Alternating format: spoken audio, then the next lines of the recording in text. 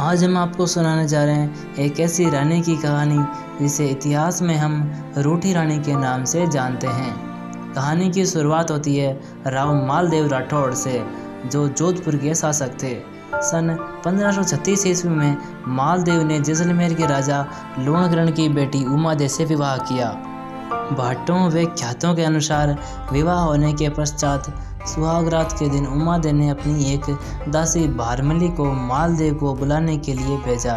उस समय मालदेव शराब के नशे में था और वह दासी भी अति सुंदर थी।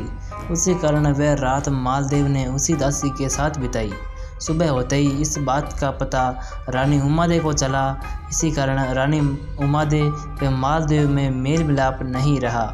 उमादे मालदेव से नफरत करने लगी और मालदेव भी रानी के साथ दुर्व्यवहार करने लगा।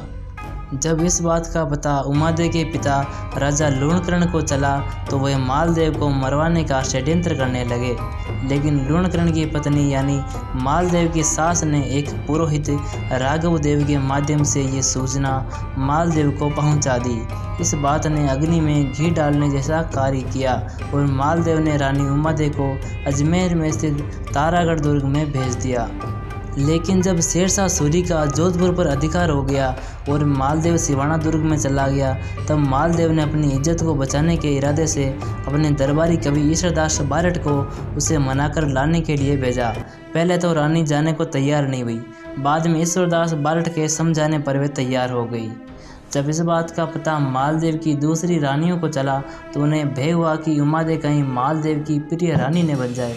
इसलिए उन्होंने आशा बारठ नामक व्यक्ति को उमादे के पास भेजकर रानी के मालदेव के पास न पहुंचने का षड्यंत्र रचा। आशा बारठ रानी उमादे के पास कोसड़ा गांव में पहुंचकर रानी को एक दोहा सुनाया। वह दोहा कुछ इस प्रकार है कि मान रखे तो पीव तज, पीव रखे तज मान, दोह गयंद न बंद ही एकण खंबे ठान। इस दोहे को सुनते ही रानी का आत्मसम्मान जाग उठा और रानी ने जोधपुर जाने का विचार त्याग दिया। उमादे कुछ वक्त कोसड़ा गांव में रुकी और बाद में गुंदोज चली गई, जहां वह अपने दत्तक पुत्र राम के साथ रहने लगी।